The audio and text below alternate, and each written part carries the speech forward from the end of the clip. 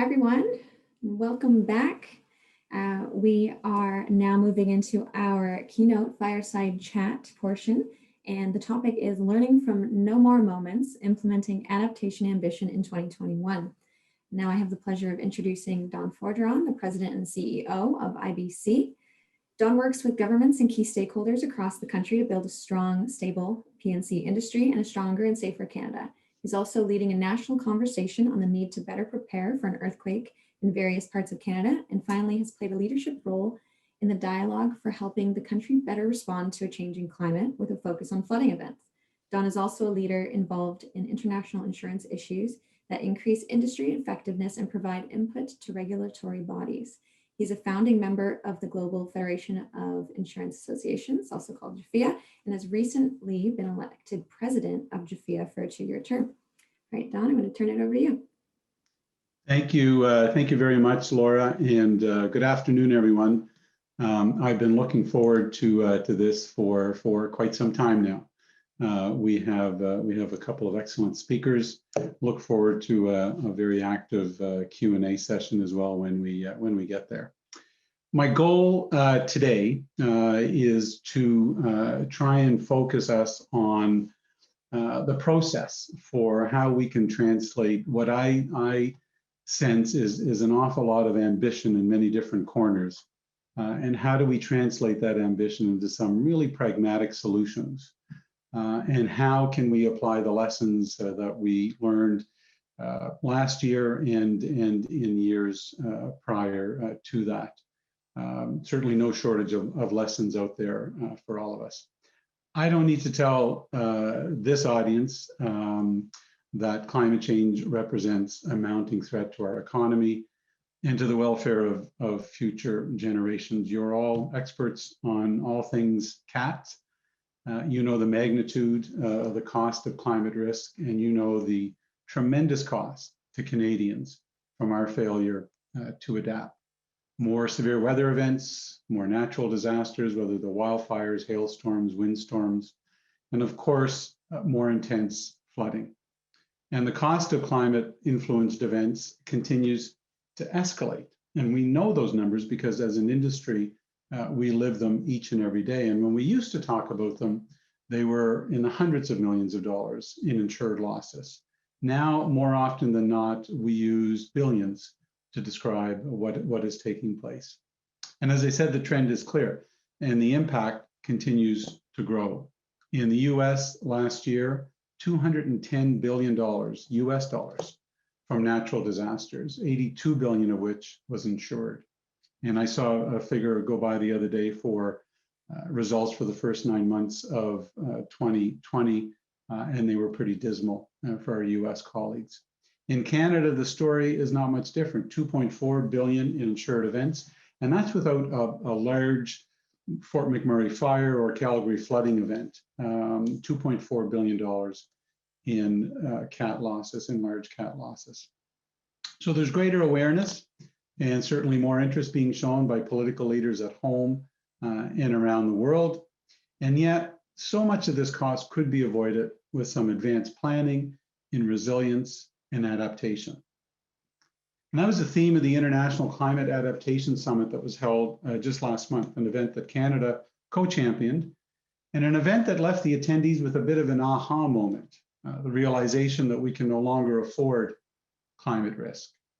As Laura mentioned in her introduction, IBC is a founding member of the Global Federation of Insurance Associations, and last year we created a climate risk working group to amplify the voice of our industry on this important issue of climate risk, and to share our findings with policymakers around the world, and also to share our best practices and responses.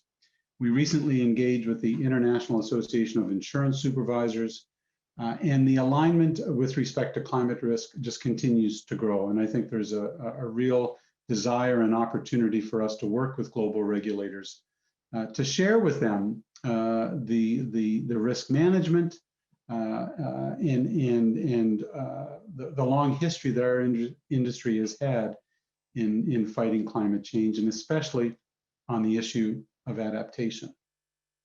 Now, long-term action to fight climate change is absolutely essential. We have to stay on the offensive in reducing emissions now and in the future, but we also need to play defense. We have to do more to protect communities and to protect families. You can call it adaptation, you can call it resilience, you can call it a good defense. But any coach will tell you that no game plan is complete without a defensive strategy. And late last year, the federal government launched a task force on high-risk flood insurance in strategic relocation. And we obviously welcome this very important step, and we're grateful that the plan commits to a national adaptation strategy. And this is a significant opportunity for Canada, supported by investments and structured with targets to measure progress. We're entering a really important year of global and domestic action on adaptation. So our discussion today is timely and important. And we're incredibly fortunate to have two of the absolute brightest minds on this file with us today, Alice Hill and Ambassador Patricia Fuller. We'll hear first today from Alice. Now, Alice has one of those CVs that makes me question how much I've actually accomplished in my life. She's a former federal prosecutor, a judge, special assistant to President Obama, senior director for the National Security Council with a focus on policy relating to security and climate change, an author. Here's one of her books that she co-authored on building a resilient tomorrow, highly recommended, and I believe working on another one.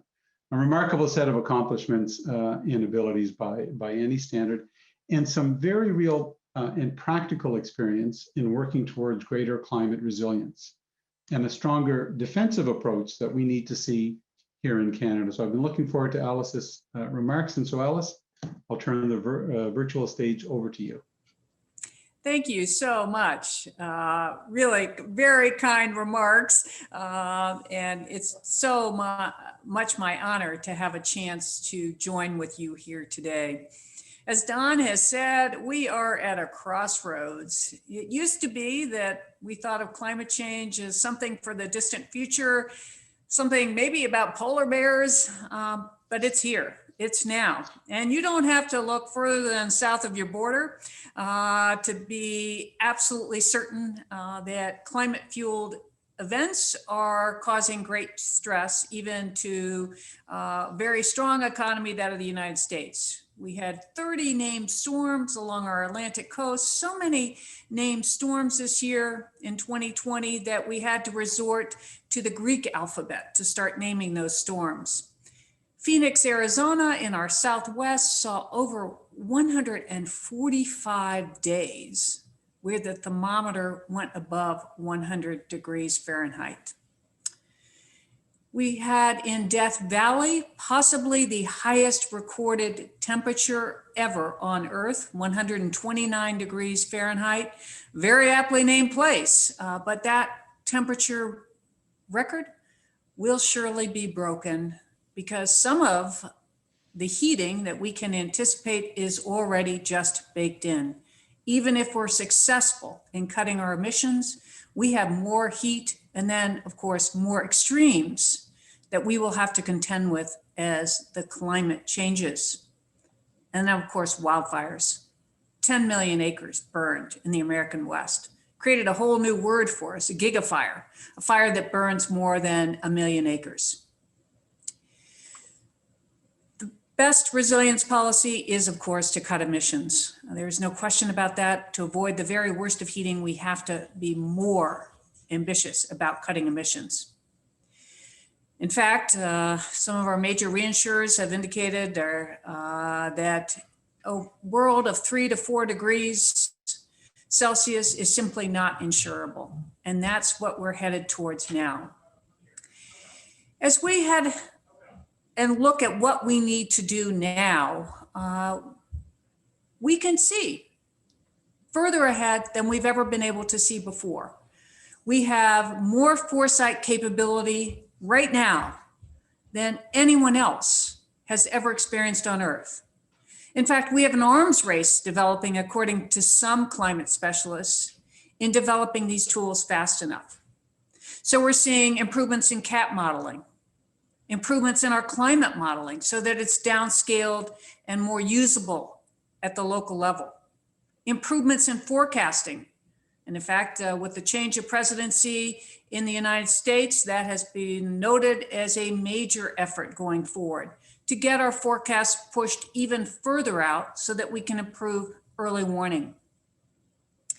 We've also seen innovations in insurance. Remarkably, many of those are occurring in the developing world. We've seen parametric insurance deployed in developing countries so that before a storm hits, there's a forecast and immediately supplies are dispersed to the populations. It can be anything from tablets to make sure that the water is drinkable, to basic provisions for the care of animals so that livestock don't have to be sold after a disaster. We've seen regional insurance schemes crop up in the Caribbean and Africa and the Pacific. And those schemes mean that countries hard hit by climate worsened disasters immediately have humanitarian aid available. They don't have to wait for the vagaries of whether nations agree to provide humanitarian aid. That aid is dispensed immediately based on the trigger being met. We've seen, and the pandemic has shown this, that social security systems can be ramped up very quickly to help populations in need. So countries like Mexico and Brazil have used existing social security protections to expand to cover more disaster-oriented stresses. All of this creativity is necessary as we move forward. And one of the real questions that's going forward is what role will the insurance industry play? That question is being raised in high relief in California as we speak, with the unprecedented series of wildfires. Will insurance companies want to remain as insurers with a growing wildfire risk? Can there be adjustments that make it an attractive market? Because certainly, as Don has highlighted, the losses are mounting. In the United States this year, we saw 22 separate events costing $1 billion each that were climate or weather extreme events. And that record won't hold. There'll be worse years ahead. That's what we know about climate change. So the question is, how can the insurance industry both retain its relevance in a world of worsening events, but also play an important role in helping communities, families, individuals better prepare for a future that's unfamiliar to them and that they may not yet appreciate what poses as a threat to some of the assets and interests they have. I really look forward to this discussion. It's a critical one. I can't tell you how many discussions I'm in about climate change where insurance is raised within just a few moments as key to the solution set. So thanks so much for having me here today.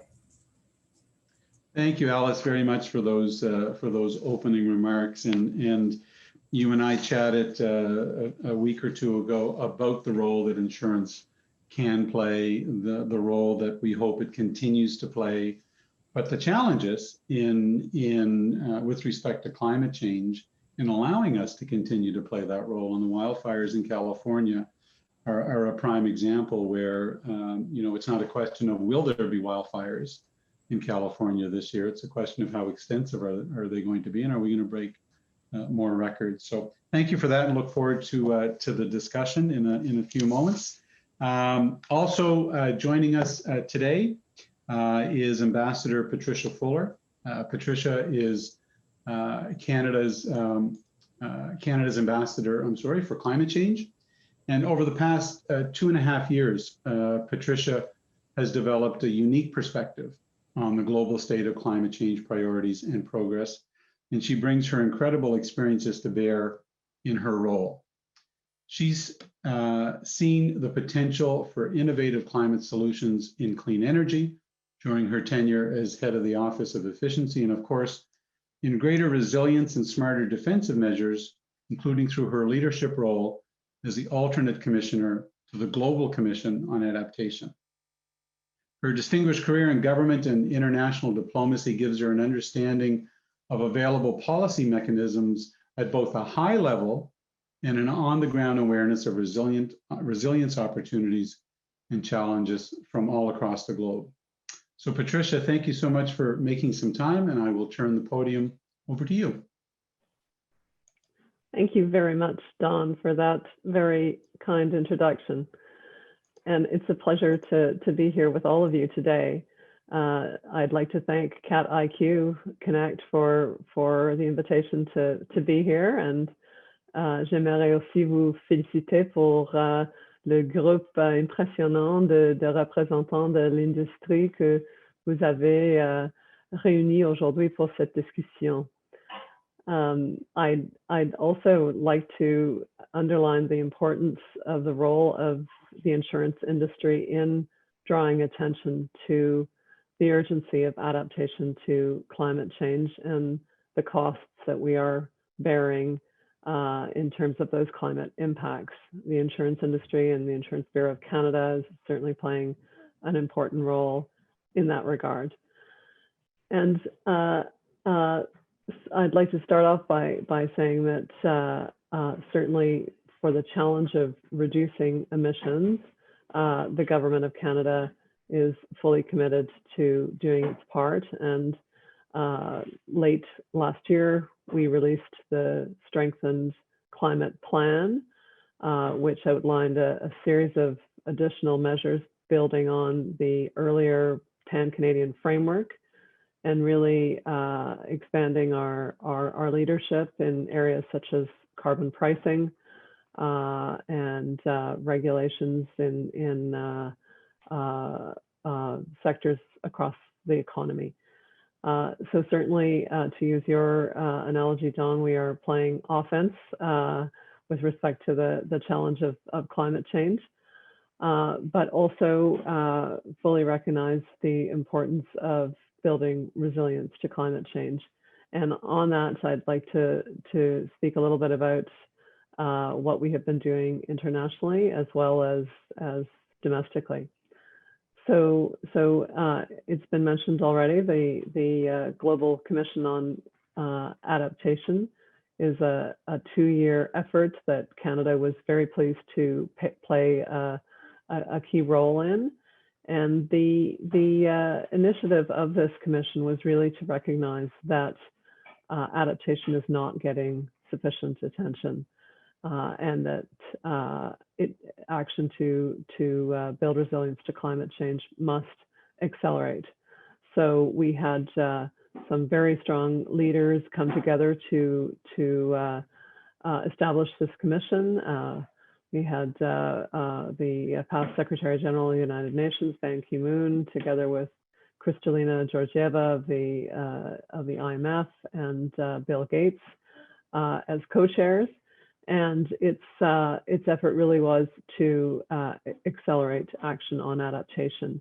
And if you haven't seen it already, there was a report released in the first year of the Commission's work, which is entitled Adapt Now, and does a pretty good tour d'horizon of what needs to happen to accelerate action on adaptation. And then in the second year of the work of the Commission, we divided up the work into various action tracks, and Canada was pleased to lead one of those, the action track on nature-based solutions. And that was a pleasure to be leading that action track in particular, because nature-based solutions are receiving increasing attention globally as one of the important ways that we can build resilience to climate change. Gray infrastructure can be certainly very good, but when we can replace it with green infrastructure, we get a whole series of other benefits that flow from that, often lower cost, but also benefits for biodiversity, for recreation, for community involvement. So these solutions are just beginning to be tapped, and it was really very much appreciated that the Insurance Bureau of Canada and Swiss Re were important partners with Canada in carrying forward the work of that action track. In terms of results from the summit, a couple of things I'll underline. Certainly, the Prime Minister was there in this virtual summit, along with some 30 other heads of state and 50 ministers. So really underlining the impression that this commission has made globally. And we saw some important announcements. For example, Germany pledged an additional 220 million euro to support least developed countries in adapting to climate change and expanding insurance programs through the INSEE Resilience Global Partnership. And that's a partnership that Canada is one of a fairly select group of countries that participate in that partnership. And it is advancing the kinds of solutions that Alice referred to earlier of regional insurance programs that Canada has played an important role in the early stages of developing some of those regional insurance approaches.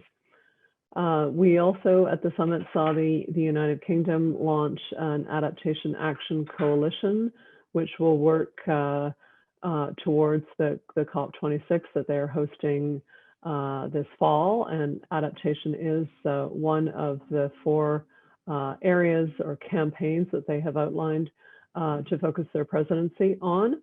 And another one of those areas is nature-based solutions, in fact. A third thing I'll mention in terms of outcomes of the summit that I think is of interest to this group is the work that was done around the Coalition for Climate Resilient Investment, or CCRI, which I know the insurance community and Insurance Bureau of Canada is engaged in that work.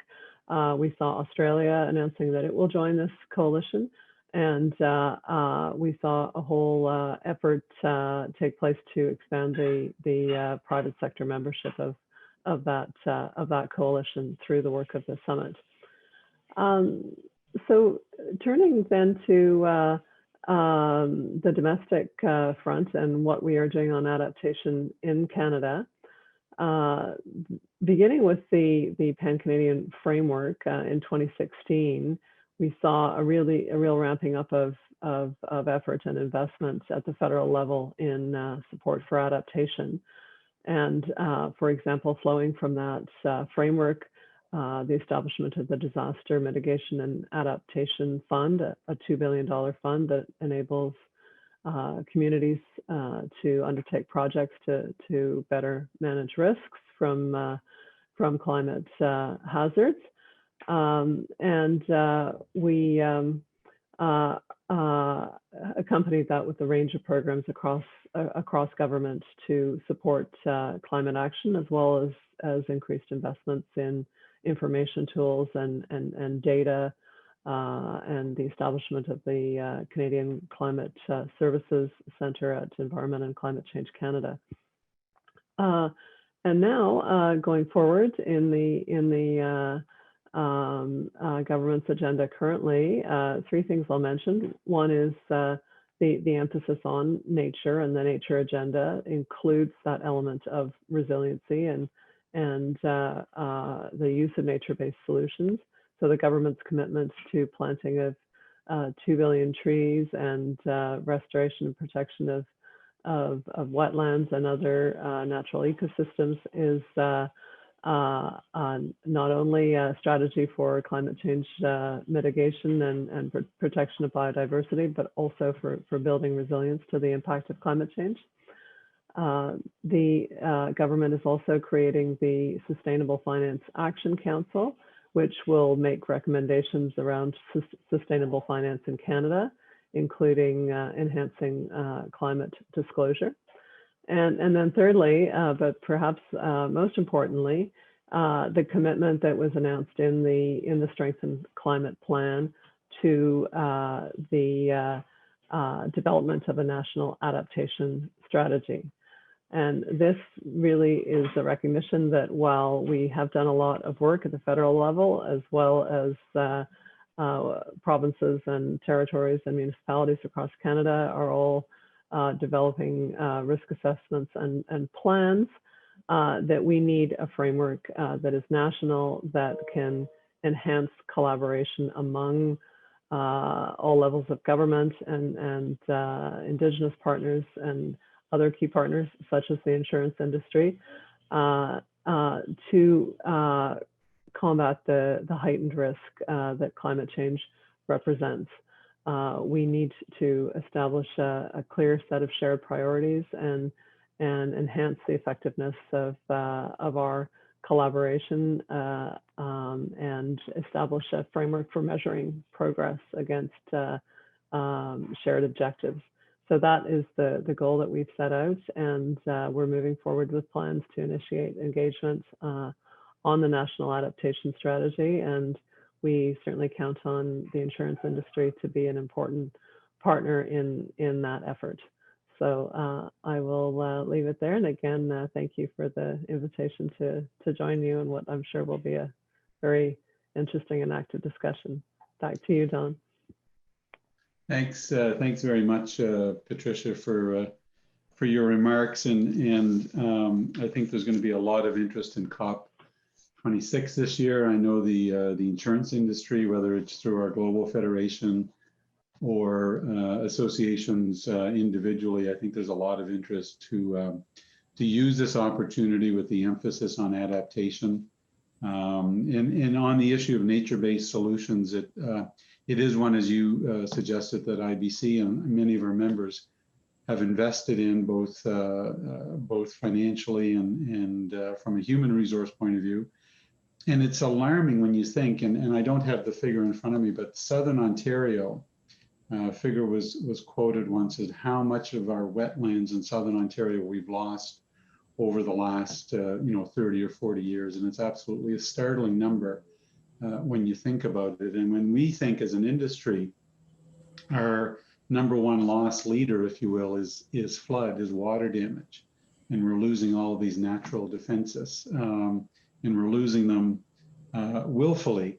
Really should give us pause to sit back, and so we welcome the focus on nature-based solutions and adaptation.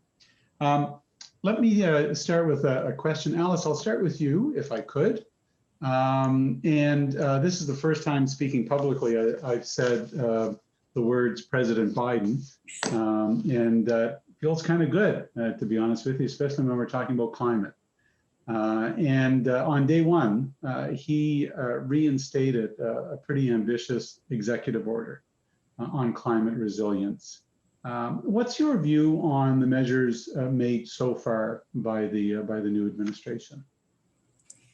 Well, thank you. It does feel good to have a President Biden who's very focused on climate change. He is made this a signature issue of his presidency. He has, in the first days, as you've remarked, issued executive orders. Many of those executive orders reflect work that was previously done under President Obama. President Obama established a three-legged stool for climate work. The first was to lead internationally. And so, of course, President Biden has announced that the United States is back. It wants back into the Paris Agreement. We will be hosting a summit on Earth Day, April 22nd, where I think we can anticipate, I hope, that the United States will have by then announced, or will announce there, a very ambitious national determined NDC, national determined contribution for cutting emissions. The second leg of the stool, besides leading internationally, was cutting emissions. So you've seen some of the executive orders dusted off from the Obama administration that President Trump had pulled. You've also seen ambitious statements that the electric sector will be carbon-free by 2035. Lots of efforts to require the federal government to go to EV vehicles. In 2019, we bought 50,000 vehicles, less than 1,000 of those were EVs. So for us to switch to EVs will be a huge demand signal in the country for this type of technology. And then there's another leg of the stool, resilience. So you saw President Biden pull back and reinstate our national flood risk management standard, a standard that I helped lead the development of, which requires that communities who take, or individuals who take money from the federal government to build in or near a floodplain have to build that structure higher so that the floodwaters can wash. It's a modest step, but an important step towards heading towards resiliency. And then Biden established many councils and working groups focused on a variety of issues to do better going forward, including, as I said, improving forecasting. And then the fourth leg that he added to this stool is social equity. Really a commitment that by the United States for those communities that have been disadvantaged by pollution, by being placed in areas that are at greater risk from impacts such as flooding.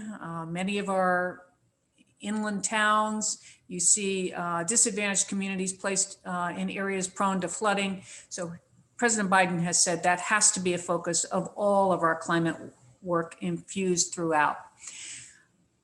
We do not have, however, I listened with envy to the National Adaptation Strategy. So I think that is a big project that is ahead for the government.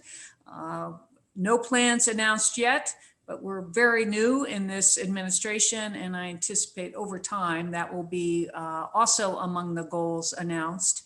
And that would move us beyond what was achieved during the Obama administration to be a bit more aggressive in the area of adaptation.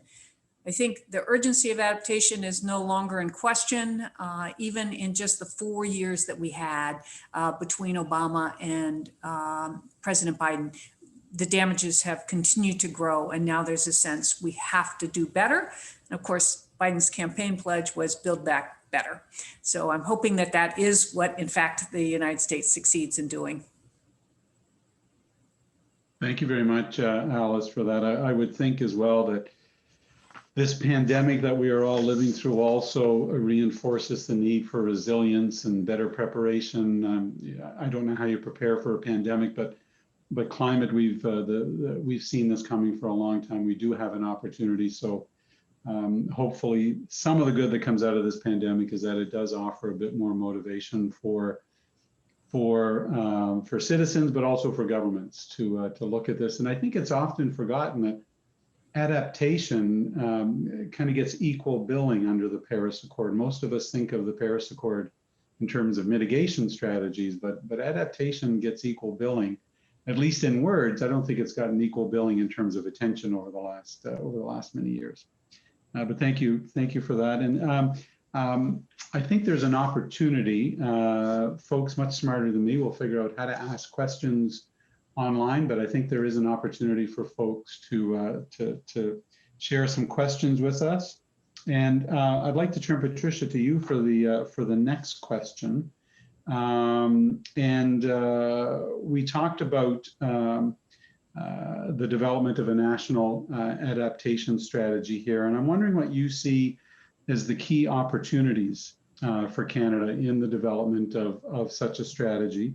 And at the moment, does the government have any initial thinking on what that plan should entail?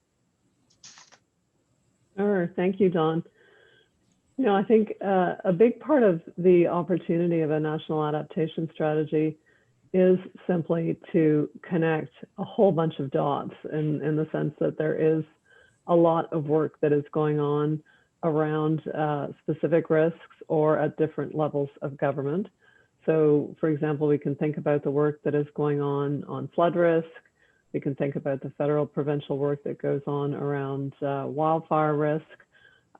There's work going on through federal provincial tables on how to reduce health risk in terms of temperatures in buildings and climate-driven diseases. But that isn't brought together anywhere in any kind of a framework. And we don't have a kind of clear set of shared priorities for increased collaboration among levels of government and with key partners. So that's, I think, really the opportunity. And doing that can elevate the work of these various tables and give it greater profile and greater urgency and support it in moving forward. So that's, I think, a big part of the opportunity.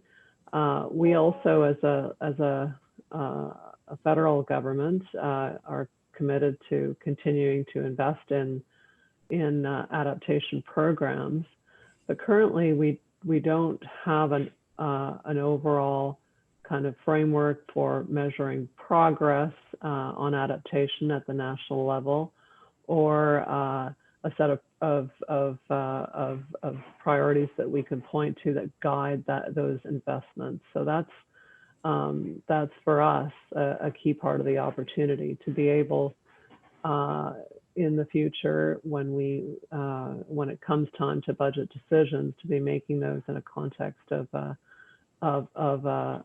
national strategy on adaptation. Thanks, Patricia. And Alice will be happy to know that it's as difficult to get things done nationally here in Canada as it is in the U.S. And Patricia has my sympathies. We've been working hard on a national flood program for the 11 years that I've been IBC CEO. We're making progress, but did I mention it's been 11 years since we've started down that road? So these things do take time.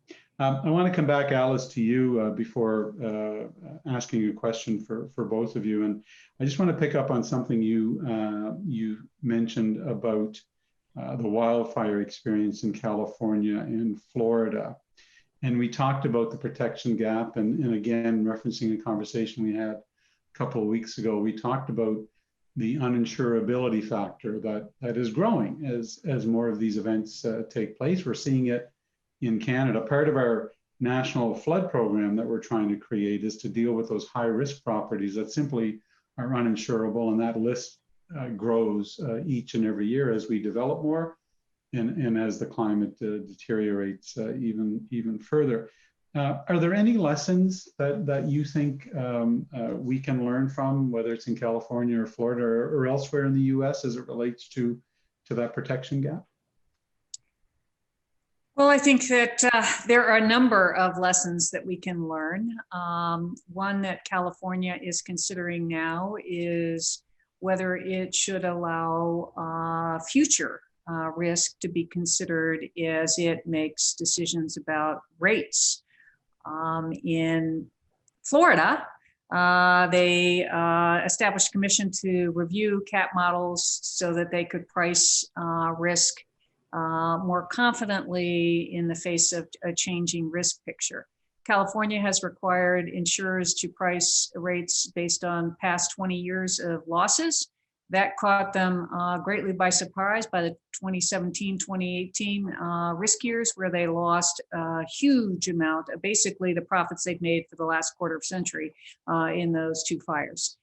So this is an actively discussed issue. I suspect that California will reach the conclusion that they'll have to find a way to price risk attentive to the changing nature of wildfire risk, which has really rapidly changed just in the last few years because of drought, hotter conditions, and also settlement. Land use is a big challenge in all of these areas. The decision by Americans to move into areas at risk makes it also more difficult to insure. If they want to live in that wildland urban interface where their grasslands are a forest that's more likely to ignite, it's harder to insure. And similarly, we've seen in our coastal regions, we do have a federal flood insurance program. Folks move into areas at greater risk, flood zones, than not, because they want to have that view of the water. So what would be my advice? Be very careful with a federal flood insurance program that you have a way out. Our program was built with the best of intentions. In the 60s, insurers didn't really want to take on that flood risk. We had some big floods, and now 50 years in, it's broke. Really difficult to get actuarially sound rates. We have repeat properties that have been built over and over and over again. It's just really challenging. So my fear is that as the wildfire insurance market becomes more volatile, there'll be calls for the federal government to step in. And without sound footing, I think we're at great risk of having this become a political football where politicians don't want to tell their constituents we need to raise the rates, even though we all know that that's the only way to have the program be financially sound. So that would be my advice. Be careful as you embark on this, because we certainly have really, for the past decade, it's been almost impossible to adjust the program in ways that it needs to be adjusted. Attempts continue. I hope they're successful, but it's been very modest progress to get the NFP straightened out, our National Flood Insurance Program.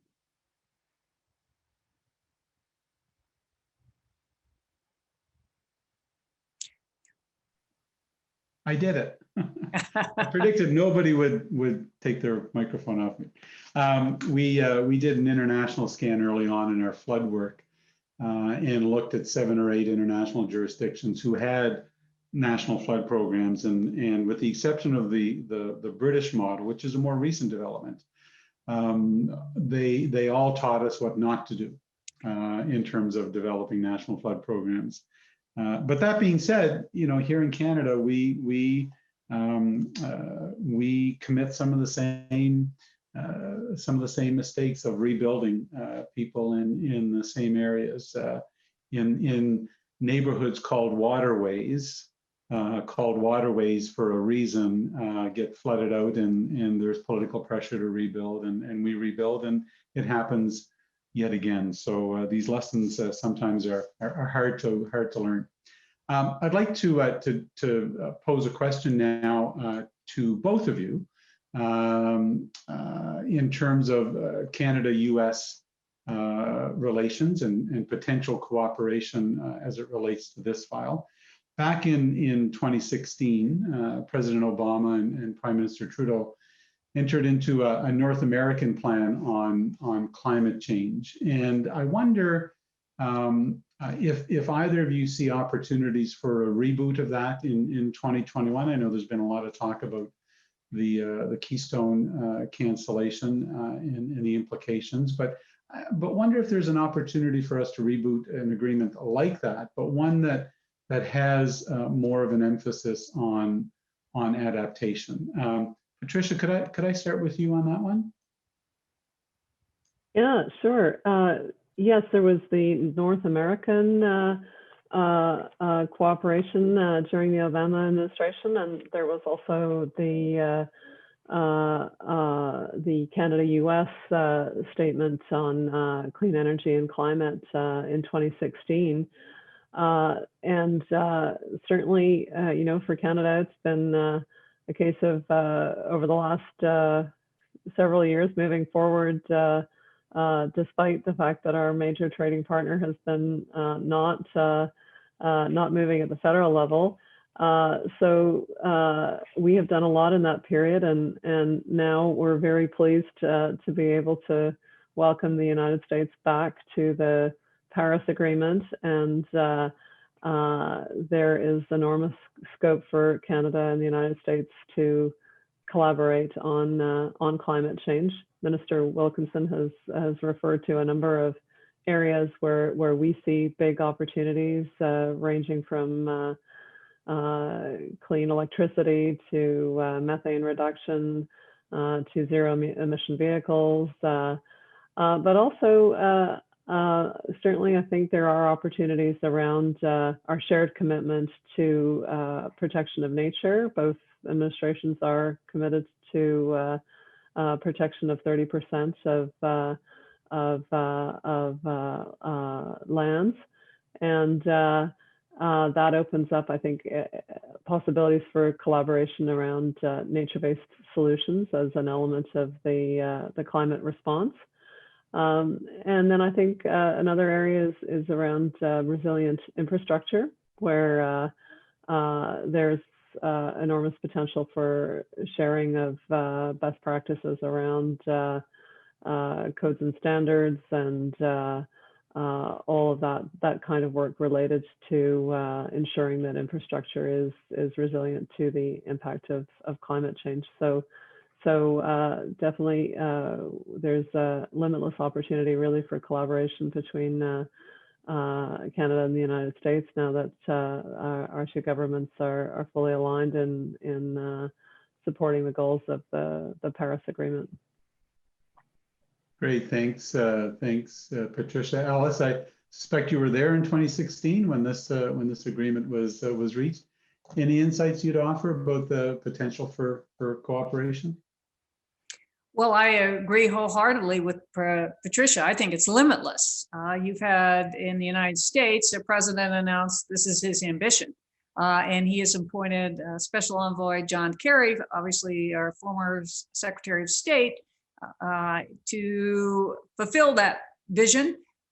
Secretary Kerry has a large team. Many of them are in the State Department, and they're all focused on making progress with climate change. So I think there's a recognition the best way to do that is to have partnerships and learn from each other. And certainly Canada in the intervening years has proven itself a leader in many areas in this space. In fact, I'll give you an example.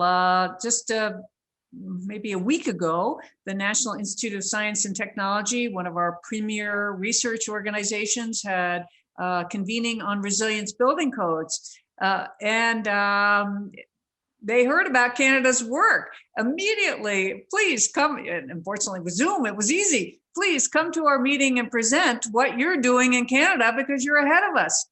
So I think that once there's the green light, which there is from President Biden, you're going to find many reaching out across the border to try to learn from Canada's wonderful example, and also find ways that we can work together to improve our joint resilience. One of those areas is grid security. I think between our borders, making sure that we are in fact in sync and understanding together the threats that we face. So I view this as a chance for us to even grow tighter and strengthen our long-standing ties in a way that recognizes that climate change doesn't recognize the border that we have. These are borderless disasters, and to the extent that we all can be better prepared, there'll be better outcomes for our economies, our peoples, and the continent, as a matter of fact. So yes.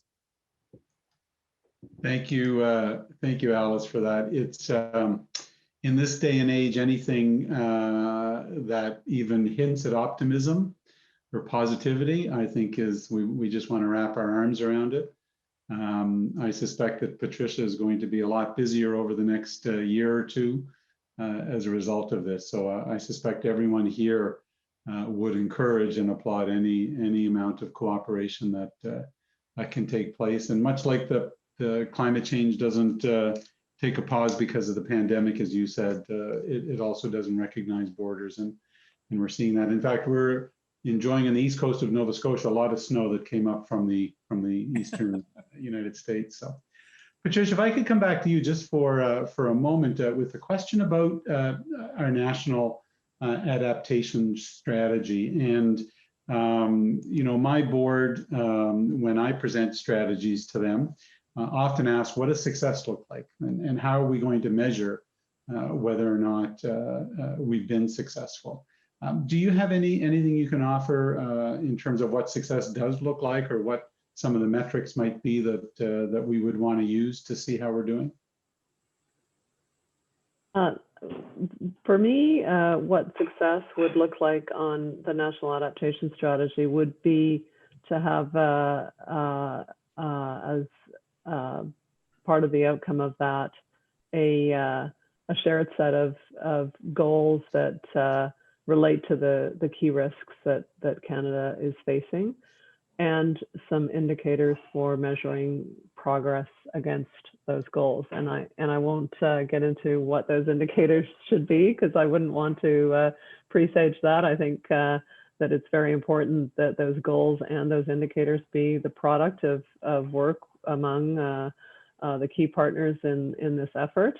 But I think that would be a success. And as we look at adaptation strategies around the world, some have quite concrete goals and indicators to measure them, but it's certainly not widely the case. So I think as Alice has mentioned, we've set ourselves a challenge to develop this kind of strategy. But that is certainly an important part of what success would look like. And the purpose, as I said earlier, of having those shared goals and indicators for measuring progress is really to guide our collaboration efforts. Because we know that when partners, whether it be different levels of government or government and industry, are working together against a shared goal, then we can go much farther, much faster, much more cheaply. So that's really a big part of it.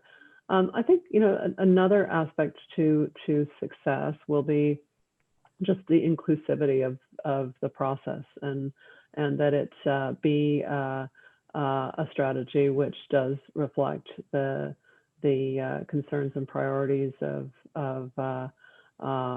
not only the governments participating, but also Indigenous leaders and Indigenous communities and other stakeholders. I think there's also an important element of how it pays attention to issues of equity and the impact of climate change on vulnerable populations, and the opportunity that acting to build resilience offers for also improving the livelihoods of those more vulnerable communities. So I think those are some of the elements of what success would look like. Thank you, Patricia. A quick question for Alice, and probably the most unfair, so I apologize in advance. If you were John Kerry, and I know you know him because he's one of the endorsements on the back of your book, but if President Biden had said, Alice, you're going to lead us in this, what do you think? And they're off to a good start, as you said, and there seems to be a level of commitment. What is it they need to do to really make a difference as it relates to resilience and adaptation? Well, I share Patricia's view and Canada's view. I think we need a plan. And now I don't want to say the plan will be what will ensure our success. Dwight Eisenhower, the leader of the Allied forces in World War II in Europe, famously said, plans are useless, but planning is essential. He went on to say it steeps you in the problem. And if I could put my finger on the biggest challenge that I've seen in my work in this area, it's that many leaders, because of their age and their experience, have no training in climate change. And that has meant that they have discounted the risks, in my opinion. In fact, I just saw a study of 1,183 companies of extensive interviews of their boards. And the conclusion of the researchers was that very few board members had an understanding of ESG and in environmental issues. That means that when we set forth to do this, we don't have a common understanding of what's ahead. We don't have a way to prioritize, as Patricia has said, what gets invested, what choices we make. Is it in a seawall, or is it in our case, in the United States, replenishing beaches? That's where we're spending a lot of our money, just putting sand back in front of beaches in coastal towns that are dependent on tourism. I don't know if that's the right choice, but if you don't have a mechanism, our watchdog for the government has told us you're at great risk of just frittering away your investments because you have not put them into the most effective choices that we have ahead.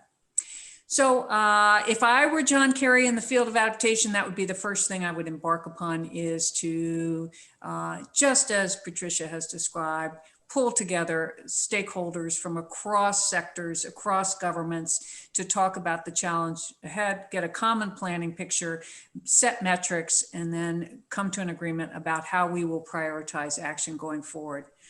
Without that, it seems it's difficult for the federal government to play its role in supporting state and local governments in their choices as to how to adapt. It also means that we're not using federal taxpayer money as effectively as we could. Thanks, Alice. I mean, it really speaks to the issue of leadership. Here in Canada, many people will be familiar with the former Minister of Public Safety, Ralph Goodale, and Minister Goodale is the reason why we're even having the discussion about a national flood program during his time in office. He made this a priority and gave it the leadership and the profile it needed. We have one question that has come in, and I will leave this open. Alice, you or Patricia, feel free to respond. I think we have time just for one more. The question is, in managing risks, how are adaptive feedback loops being developed to sustain changes in governance? Difficult question, but significant in terms of trying to sustain progress. Either of you want to offer a comment? Well, I can go first. I think we are in the initial stages of our adaptation journey. So we don't have as many examples. Patricia mentioned inclusivity. I have two examples that come to mind of that. First is from the Netherlands with its existential threat from climate change, something like a quarter of the country's below sea level rise. They have done some remarkable work with their Room for the River, where they actually had people move out of land so that it could flood to better protect about 4 million other people. And then it's done its Delta program, where it's thought through how it would go forward and allow flooding. Again, going across all levels of government and all sectors in a very iterative process that brings in voices along the way. Similarly, in Louisiana, one of our most threatened states, we had some money from the BP oil spill, about $50 million, and they have spent a lot of that very effectively in coming up with a plan where they actually talk about which regions will be saved and which will go.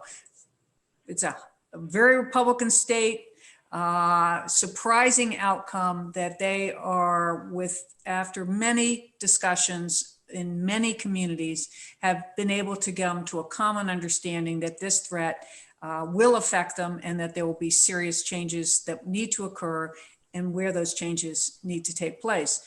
Now their challenge is to find the sufficient funding to accomplish this, but they have a master plan. Excellent, thank you, Alice. Patricia, any thoughts from you? Yeah, sure. Well, just it's an opportunity to mention that the federal government has been investing in adaptation on a kind of a 5-year cycle. So as we come up to review programs, certainly looking at how they've been successful or where they need to be improved is a key part of the decision-making process. And it also, this gives me an opportunity to mention that recognizing that developing a national adaptation strategy is an effort that will take some time. We estimate, looking globally, these kinds of efforts can take 1 to 2 years. And then Don, you threw out the 11 years for the next, so we hope it's less than that. But we know we can't, in the meantime, stop making investments in programs. So certainly the advice that has been provided is that we continue to make those investments and renew programs based on what we've learned in terms of this last 5-year cycle that began with the Pan-Canadian framework and programs like the Disaster Mitigation Adaptation Fund, very successful in many respects, but we've learned some things in terms of where there have been shortcomings. So building those changes into those programs as we renew them is part of that feedback loop for sure. Thank you, Patricia, and Alice. Thank you as well.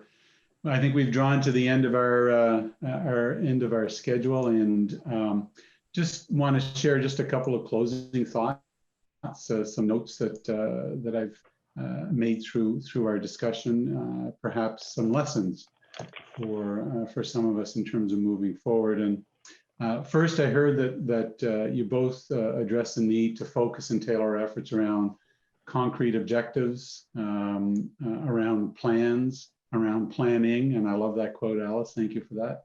My management team will be sorry now that I'm aware of it, because I'll be using it extensively. Second, I heard you both describe, a moment of natural alignment where both Canada and the US are positioned to prioritize adaptation, and maybe, hopefully in unprecedented ways. And that would be wonderful if we saw real progress on the adaptation front. And finally, and this won't come as a surprise to anyone, both of you believe that the time to act is now. It's not in a year or 5 years or 10 years from now. The time to act is now. The clock is ticking, and we're seeing how the problem becomes even more difficult to solve the longer we wait. So that sense of urgency, I think, came through in your messages. So thank you both. One of the shortcomings of these virtual panels is you don't get to hear the applause from those that are here. But before I turn it back to Laura, maybe you can hear my applause, and on behalf of everybody, thank you. That was wonderful. Thank you, Ambassador Fuller, Don, and Alice.